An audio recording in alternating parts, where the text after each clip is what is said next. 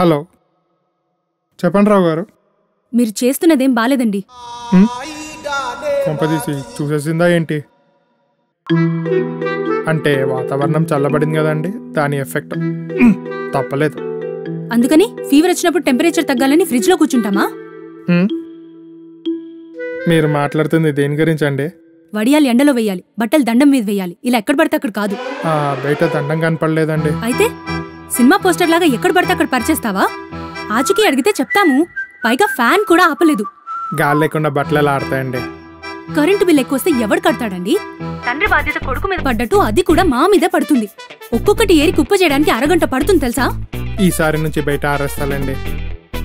Good. దీన్ని బట్టి మీకేమర్థమైంది? మీరు బట్టలు మడత పెట్టకుండా మూలాన పాడేస్తారని అర్థమైంది.